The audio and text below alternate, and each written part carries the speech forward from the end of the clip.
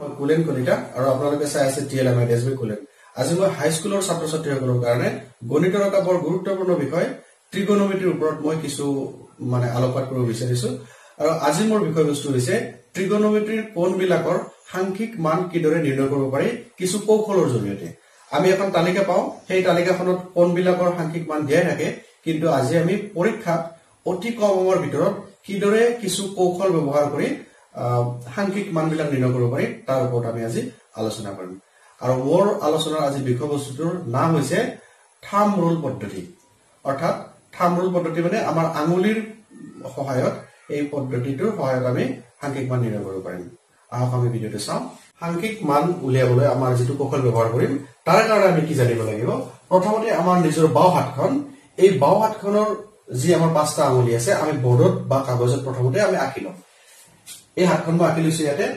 হাতখন এনেকে দিলে আমাৰ এই আঙুলিবিলাক যে ইয়াত আঁকি থৈছো ইয়াৰ প্ৰত্যেকতে এটা মান দিম। যেনে এইটো আঙুলিত আমি 0 ডিগ্ৰী দিছো, এইটো 30 ডিগ্ৰী, 45 ডিগ্ৰী, 60 ডিগ্ৰী আৰু 90 ডিগ্ৰী। আমাৰ ত্ৰিকোণমিতিত হাই স্কুল শাখাত আমি এইকেইটা কোণৰ বিষয়ে আমি জানিব লাগে। আৰু এই কোণবিলাকৰ সাংখ্যিক মানটো উলিওৱাৰ কাৰণে আমাৰ যিখন তালিকা আছে আমি সেই তালিকাখন আমি ব্যৱহাৰ নকৰো। আমি এই যিটো থাম্ব ৰুল মেথড, এই থাম্ব ৰুল মেথডৰ জৰিয়তে সাংখ্যিক মানবিলাক আমি নিৰ্ণয় কৰিম। এই পদ্ধতিটোৰ কাৰণে আমি যি কথা মনত ৰাখিব লাগিব তাৰ প্ৰথমতে আমি আভাস লম। আমি প্ৰথমতে জানিব লাগিব যে আমাৰ কোণবিলাক কি আছিল, সাইন, কস, টেন, কট, সেক আৰু কসেক। আমাৰ এই 6টা কোণ আমাৰ জ্যামিতিৰ অৰ্থাৎ ত্ৰিকোণমিতিৰ দৰকাৰ হয়। আমি এইটো জানিব লাগিব যে সাইনৰ অপোজিট কসেক, সাইন থিটাৰ অপোজিটটো হ'ব কসেক থিটা, কস থিটাৰ অপোজিটটো হ'ব সেক থিটা আৰু টেন থিটাৰ অপোজিটটো হ'ব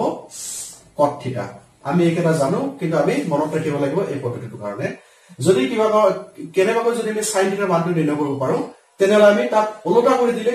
কসেক থিটাৰ মানটো পাই যাম। যদি আমি কসৰ মানটো জানো তেনেহলে তাক ওলোটা কৰি দিলে আমি সেকৰ মানটো পাই যাম। যদি আমি টেনৰ মানটো জানো তাক ওলোটা কৰি দিলে আমি কটৰ মানটো পাই যাম। গতিকে এইখিনি কথা আমি মনত ৰাখিব লাগিব। দ্বিতীয়তে মনত ৰাখিব লাগিব কোনটো, tan theta is equal to sin theta by cos theta। অৰ্থাৎ আমি যদি টেন থিটাৰ মান নিৰ্ণয় কৰিব লাগে তেনেহলে আমি সাইন থিটাৰ মানটো আৰু কস থিটাৰ মানটো এনেকৈ ৰেচিও বনালে তাৰ ভেলুটো আমি পাই যাম। এইখিনি কথা আমাৰ দৰকাৰ হ'ব, মনত ৰাখিব লাগিব। তাৰপিছত মনত ৰাখিব লাগিব আমি যদি যিকোনো এটা যেনে সাইন যদি 30 ডিগ্ৰী মান জানিব লাগে, যি এংগুলেই নহওক কিয় সদায় মনত ৰাখিব লাগিব যে তলত আমাৰ এটা 2 থাকিব আৰু ওপৰত এটা ৰুট ওভাৰ থাকিব, আৰু ৰুট ওভাৰৰ ভিতৰত আমি কিবা সংখ্যা লিখিব লাগিব। এইটো আমাৰ কমন ফ্ৰেম। এই ফ্ৰেমটো ইয়াৰ যিকোনো সাইন, কস, টেন, কট, সেক, কসেক যি এংগুল নাথাকক কিয় এই কমন ফ্ৰেমটো আমি মনত ৰাখিব লাগিব ৰুট ওভাৰ বাই 2। ইয়াৰ ৰুট ওভাৰৰ ভিতৰত আমি কিবা সংখ্যা লিখিম, বাকী ফ্ৰেমটো এনেকে থাকিব লাগিব। এইটো এটা বৰ গুৰুত্বপূৰ্ণ কথা আমাৰ এই মেথডটোৰ কাৰণে। তাৰপিছত আছে আমাৰ যদি সাইন থিটাৰ মান নিৰ্ণয় কৰিব লাগে তেনেহলে ক্লকৱাইজ ডিৰেকশন।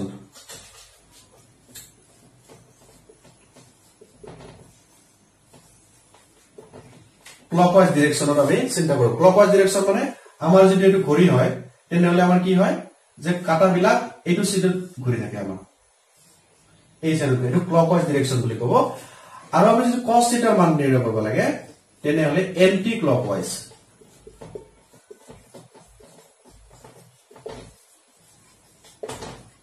এন্টি ক্লকৱাইজ ডিৰেকশন মানে আমি ঘড়ী কাটা যদি এইফালে ঘূৰে আমি হিচাপবিলাক ওলোটাকৈ কৰিব লাগিব, এইটো এন্টি ক্লকৱাইজ ডিৰেকশন। গতিকে আমাৰ এই সৰু সৰু কথাকেইটা মনত ৰাখিলে আমি ইয়াৰে থাম্ব ৰুল মেথডত অতি সহজতে তাৰ এংগল মানবিলাক ওলাব পাৰিম। আহক আমি এটা চাওঁ। আমি এটা যিকোনো এংগল সাইন 30 ডিগ্ৰী, সাইন 30 ডিগ্ৰীৰ আমাক মান লাগে। সাইন 30 ডিগ্ৰীৰ মান লাগিলে আমি কেনেকৈ ওলাম, আমাৰ কমন ফ্ৰেমটো আছিল কি তলত 2 লিখিবই লাগিব, ওপৰত ৰুট ওভাৰ চিন লিখিবই লাগিব। ইয়াৰ পিছত আমি চাম এই যে আমাৰ হাতখন এনেকে দিছিলো আমাক লাগে 30 ডিগ্ৰী, অৰ্থাৎ সাইনৰ 30 ডিগ্ৰী মান লাগে। আমি যিকেইটা কণ্ডিশ্যন দিছিলো সেই কণ্ডিশ্যন কি আছিল যে সাইন থিটাৰ মান ওলাব লাগিলে আমি ক্লকৱাইজ ডিৰেকশনত হিচাপ কৰিব লাগিব, আৰু এইটো হৈছে ক্লকৱাইজ ডিৰেকশন। ক্লকৱাইজ ডিৰেকশনত এইটো হ'ল 30 ডিগ্ৰী, সাইনৰ 30 ডিগ্ৰী লোৱাৰ লগে লগে যেটো এংগল আমাক লাগে তাৰ পিছত কিমানটা ফিংগাৰ ৰিমেইনিং আছে অৰ্থাৎ 30 ডিগ্ৰীৰ কাৰণে যেটো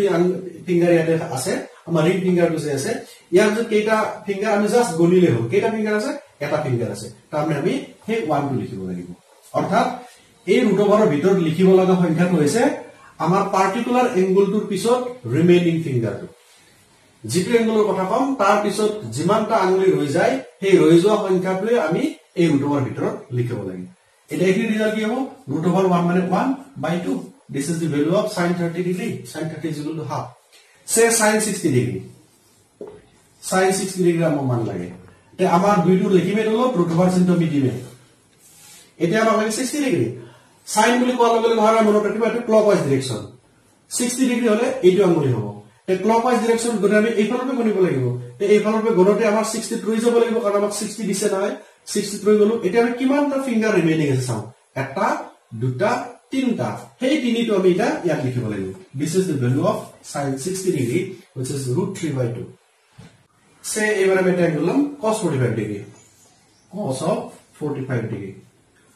এবারে আমি কি লিখছো এংগলটো আছে 45 আৰু ইয়াতে আছে cos cos বুলি কলে আমি কি জানো এন্টি ক্লকৱাইজ অৰ্থাৎ আমি এই দিশত গনিব লাগিব আঙুলিৰ সংখ্যাটো এই দিশত গনিম এই দিশত গনিলে আমি 45 ডিগ্ৰী কত পাম এইফালে গৈ গৈ গৈ ইয়াত 45 ডিগ্ৰী পাম অৰ্থাৎ এই 45 ডিগ্ৰীটো পোৱাৰ পিছত আমি এইফালে যেটো এন্টি ক্লকৱাইজ ডাইৰেকচন এইফালে কিমানটা আঙুলি হৈছে এটা দুটা গতিকে আমি কি কৰিব লাগিব আমাৰ যে কমন ফ্ৰেম আছে তলত দুই লিখিব লাগিব ওপৰত এটো কোন থাকিবই ৰুট ওভাৰ চিন থাকিব আৰু তলত দুইটো থাকিব কমন ফ্ৰেম এটো দ্বিতীয়তে 45 ক ক'লো নহয় যে এইটো 45 পিছত এন্টি ক্লকৱাইজ ডাইৰেকচন দুটা ফিংগাৰ হৈ গৈছে গতিকে দুই লিখিব লাগিব দুই এটা একটি ক্যালকুলেশন কি হ'ব অতি সহজ আমাৰ কি আছে ওপৰত আছে ৰুট ওভাৰ 2 তলত আছে 2 আমি 2 টো কি কৰিব পাৰো √2 * √2 এনেকৈ লিখিব পাৰো অৰ্থাৎ দুটা ৰুট ওভাৰ এনেকৈ পূৰণ কৰিলে স্কয়াৰ ৰুট উঠি যাব 2 থাকিব গতিকে এটো কাটা কাটি গল কি থাকিল 1 ওপৰত 1 থাকিল তলত 1/√2 আৰু এটো হল আমাৰ cos 45 এৰ ভ্যালু cos 45 = 1/√2 এবাৰ বেলেগ এটা লও সে 10 কিমান লও সে 30 ডিগ্ৰী লৈছো 30 ডিগ্ৰী ছিল কিমান আমি কৈছিলো কন্ডিশন বিলাকত মই যে কৈছিলো যে কন্ডিশন tan থিটা হলে কিমান হ'ব sin থিটা বাই cos থিটা অৰ্থাৎ এবাৰ থিটা মানে 30 ডিগ্ৰী আছে গতিকে tan 30 মানে হ'ব sin 30 বাই cos 30 কিন্তু ইয়াত আকৌ এটা নতুনকে ট্ৰিক আমি মনত ৰাখিব লাগিব যে কি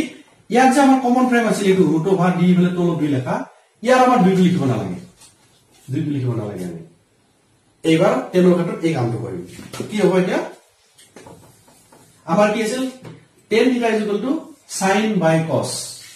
উপৰখিনি sin 30 হ'ব তলখিনি cos 30 হ'ব গতিকে আমি sin 30 ভ্যালু কি হ'ব চাও sin 30 বুলি কোৱাৰ লগে লগে আমাৰ কি হ'ব ক্লকৱাইজ ডাইৰেকচন অৰ্থাৎ এইটো ডাইৰেকচনত গনিব লাগিব 30 ডিগ্ৰী কোন আছে এইটো হ'ল 30 ডিগ্ৰী 30 ডিগ্ৰী কোৱাৰ লগে লগে এইফালে কেইটা ফিংগাৰ ৰিমেইনিং হৈছে এটা গতিকে আমি কি লিখিম ৰুট ওভাৰ চিন থাকিব আৰু 1 থাকিব ইয়াতে এবাৰে cos 30 ডিগ্ৰী কোৱাৰ লগে লগে এন্টি ক্লকৱাইজ ডাইৰেকচন অৰ্থাৎ এইফালে আহিব এইফালে যোৱাৰ লগে লগে কি হৈ যাব 30 বুলি ক'লে ইয়াতে থাকিব এইফালে কৰব যেটো আমি এইফালে গনিছো 30 ইয়াতে ৰৈ গল কিমানটা ফিংগাৰ এইফালে হৈ গৈছে একটা দুটা তিনটা অৰ্থাৎ 3 ৰুট ওভাৰ চিনটো ইয়াত থাকিব অৰ্থাৎ দুৰে sin 30 ক্ষেত্ৰটো দুইটো ক্যান্সেল cos 30 ক্ষেত্ৰটো দুইটো ক্যান্সেল যোৱাৰ কাৰণে অকল ওপৰৰ ৰুট ওভাৰ এটা থাকি গল ইয়াতে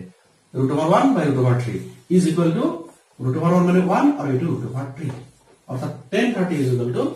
1/√3 মই যদি কও sec কিমান কম 60 সাপোজ sec কি কয় 30 কৈছো সুবিধাৰ কাৰণে তোমালোকৰ বুজি পাওয়াৰ সুবিধা হ'ব sec 30 কৈছো আমি জানিব লাগিব secৰ মান কেতিয়া পাম যে sec টো হৈছে cos ৰ অপোজিট আমি যদি cos জানো তাক উল্টা কৰি দিলে sec ভ্যালুটো পাই যাম গতিকে আমি প্ৰথমে কি জানিব লাগিব sec টো জানাৰ আগে cos টো জানিব লাগিব এটা আমাৰ কমন ফ্ৰেমটো লিখিব লাগিব নহয় কমন ফ্ৰেম কি আছিল মই আগতে কৈছিলো কমন ফ্ৰেম আছিল 2 বাই এটা ওপৰত আছে ৰুট ওভাৰ তলত আছিল 2 এটো আছিল কমন ফ্ৰেম আৰু ক্ষেত্ৰত আছিল sin আৰু cos ৰ ক্ষেত্ৰত কিন্তু এবাৰ যেটো sec ওলাব লাগিব cos টো উল্টাই দিব লাগিব নহয় আমাৰ ফ্ৰেমটো হ'ব এবাৰ ওপৰত হ'ব 2 তলত হ'ব ৰুট ওভাৰ চিন এটো মনত ৰাখিব লাগিব কথা কাৰণ cos ৰ ক্ষেত্ৰত আছিল এটো ফ্ৰেমটো sin আৰু cos দুইটাৰ ক্ষেত্ৰতে ওপৰত ৰুট ওভাৰ চিন আৰু তলত আছিল 2 যেটো আমি sec ওলাম তাক উল্টা দিম উল্টা দিয়াৰ লগে লগে ওপৰৰ তলৰ দুইটো ওপৰত যাব ৰুট ওভাৰ তলত আহিব অৰ্থাৎ এইটো হল আমাৰ কমন ফ্ৰেণ্ড নেইবাৰ গতিকে sec 30 মানে cos 30 আমি চাব লাগিব cos বুলি কোৱাৰ লগে লগে এনেকৈ এন্টি ক্লকৱাইজ ডাইৰেকচন আহিব এন্টি ক্লকৱাইজ ডাইৰেকচনত 30 হলে এইটো হ'ব এইফালে ৰিমেইনিং ফিংগাৰ কিমানটা আছে এটা দুটা তিনটা গতিকে এটা 3 লিখিলে এইটো sec 30 2/√3 যদি মই কওঁ যে cosec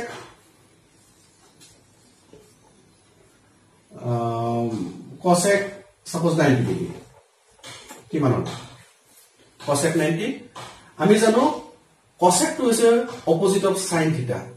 অৰ্থাৎ sin ৰ মানটো জানিলে আমি cosec ৰ মানটো অটোমেটিক জানিম কিন্তু এটা উল্টাই দিব লাগিব গতিকে আমি আগতে এটা উল্টাই লিখিছো উল্টাই মানে কি sin ৰ কমন ফ্ৰেম কি আছিল ওপৰত ৰুট ওভাৰ আছিল তলত 2 আছিল এবাৰ উল্টাই দিম আমি ওপৰত থাকিব 2 তলত থাকিব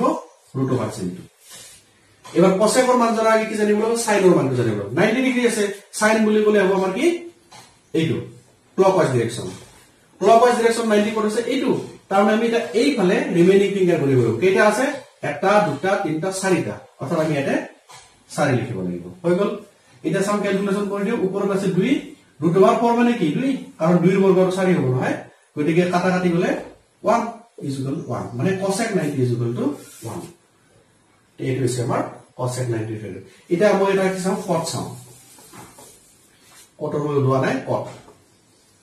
cot suppose 60 degree = what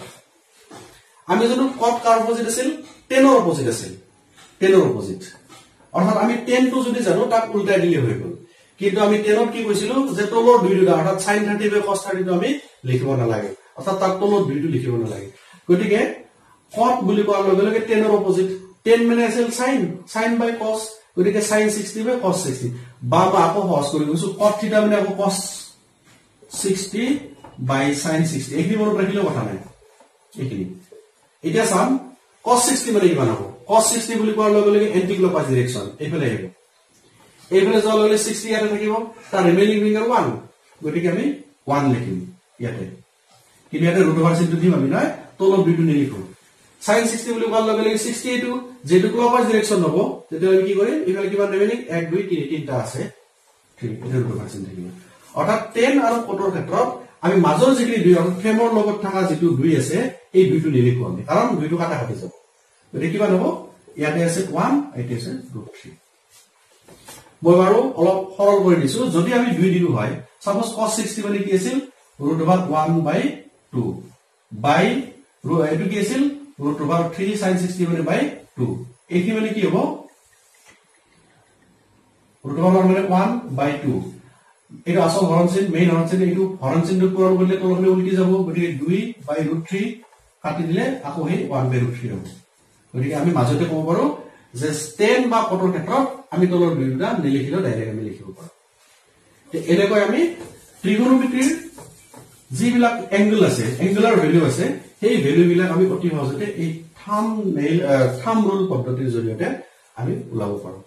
আশা কৰো ছাত্ৰ ছাত্ৰীসকলে এই পদ্ধতিটো ভাল পাইছে আৰু যদি ভাল পায় তেনেহলে ইয়াৰ পিছত মই আকৌ ত্ৰিকোণমিতিৰ কিছুমান এপিসোড লৈ আহিম সেই এপিসোডবোৰ চাবলৈ যদি কোনোবা ছাত্ৰই আজি নতুনকৈ মোৰ ভিডিওটো চাইছে তেল নিশ্চয় সাবস্ক্ৰাইব কৰিব যাতে মই আগন্তুক ত্ৰিকোণমিতি বা এনেকুৱা গণিতৰ কিবা ভিডিও আনিলে পোন প্ৰথমবাৰলৈ দেখা পায় আশা কৰো ভিডিওটোৱে কামত আহিব ছাত্ৰ ছাত্ৰীসকলৰ বা শিক্ষকসকলৰ এইখিনি আশা কৰিছো ধন্যবাদ